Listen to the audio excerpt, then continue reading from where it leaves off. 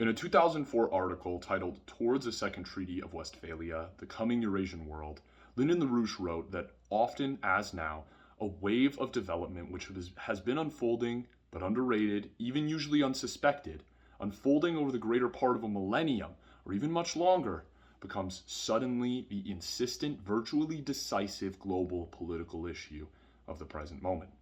It were as if the fishbowl had been smashed by external forces. To put it in simpler terms, the common saying goes that there are decades where nothing happens, and there are weeks where decades happen. And in this last week has certainly been one of the latter. Recently, the course of international relations has taken an accelerated pace, with elements coming together quickly after years of development and negotiations, and huge internal conflicts making themselves clear within the empire. This video will act as a brief summary of these many important developments, and I call for anyone watching who finds this type of content interesting to not only like and subscribe to this channel, hit the bell icon to be notified of future videos, but also to attend our upcoming online conference on April 15th and 16th, which will go into far greater depth than a short video can. Let's begin then with the first major development, that is the rapid trend of de-dollarization now unfolding in the world. For those of you who may be unaware, in the aftermath of World War II, most of the world underwent dollarization. That is, they began trading and holding reserves primarily in US dollars. Until 1971, the value of the US dollar was tied to gold. And since 1971, it has been tied to nothing but its own interest rate and supply, which have been subject to the wild and irrational changes in US monetary and fiscal policy enacted by the Fed. Now, in 2023, many countries are beginning the process of de-dollarization. That is, they are transitioning to trade in their own national currencies and hold reserves in those currencies as well. For decades, virtually 100% of the energy coming from the Persian Gulf was sold in USD. But last week, French Total Energies Corporation signed a massive deal to sell 65,000 tons of liquefied natural gas imported from the UAE to China, and the deal was not settled in USD, but in yuan. On top of this, President Macron of France, after a 3-day visit to China, made it clear in his remarks that Europe must reduce reliance on the extraterritoriality of the US dollar, build regional autonomy, and prevent Europe from becoming a vassal of the US. Now, China and Russia have been settling the majority of their deals in their own currencies for a long time, but so are now Brazil and France and Kenya and so many others. But what is the root cause of this drive towards de-dollarization? The root cause is that the US controls the entire monetary system, and oversight of international trade gives them unilateral sanctions control. That is, the ability to cut off any country they wish from international development, and it pressures other countries to play along with those sanctions due to the risk of being sanctioned themselves. However, this grip has been loosening in the wake of the massive sanctions imposed on Russia since February 2022. Take Africa, for example. There is not one single African country in all of Africa that has implemented the US sanctions imposed on Russia. Not a single one.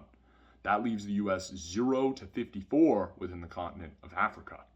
In fact, very few countries on the entire planet outside of the imperial core have towed the US line on Ukraine. And this brings us to another important recent development. That is the leak of hundreds of classified Pentagon documents. The documents range in topics, mostly giving us information on Ukraine and the state of the conflict there. Many in the West are blaming Russia for the leak, since most of the content relates to Ukraine, and they are boosting messages to try and reinforce Ukraine ahead of a supposedly upcoming counteroffensive. But as has been said by Helga Zepp-LaRouche, Scott Ritter, and a number of other analysts, there is virtually zero chance that this leak came from Russian intelligence, as they would have no incentive to make any of this information known, or to make it known that they even had the information in the first place, as it would jeopardize their source and likely restrict them from collecting more information. With the US continuing to push the boundaries of their hegemony, sailing within 12 nautical miles, that is territorial waters, of China's Mischief Reef in the South China Sea, there is no doubt that this leak represents the disunity and the disarray of those in control of US policy. Another major development in recent times, and one that is relevant to the other developments mentioned, was the visit of Taiwan's Tsai Ing-wen to the US. Major protests greeted Tsai Ing-wen at every stop in her journey, as the visit is just another step in the long road of provocations and the acceleration of the Taiwan issue to the international stage. Her visit coincided with the announcement of new US military bases in the Philippines, both of which clearly show an effort on the part of US elites to shift the theater out of Ukraine and into Taiwan. All of this ranging from the rapidly growing de-dollarization movement to the Pentagon leak to increasing tensions in the South China Sea and Taiwan, it is all part of a single continuity. Empires rise and they fall. Historical trends develop slowly over years and years, yet rapidly accelerate and come crashing in like waves when they reach a peak. What we are witnessing now in the world is an epochal change as the world begins to free itself from the clutches of US hegemony. Many people here in the US may be inclined to oppose this change, to hear de-dollarization and think that this is an anti-American measure bent on destroying us. But this view couldn't be further from the truth. I leave you with this. Ask yourself these questions and reflect on them after the conclusion of this video. What do you personally gain from US hegemony? Have the prices been going down at the store? Has your rent become cheaper? Has your life improved as a result of US sanctions around the world, of US sanctions against Russia? For me, the answer to this question is an emphatic no. The final question then to ask ourselves is this: what do we stand to gain, both physically and morally, from amending our ways and becoming a force for good in the world? That is a question only you, I, and the rest of us can answer. Thank you.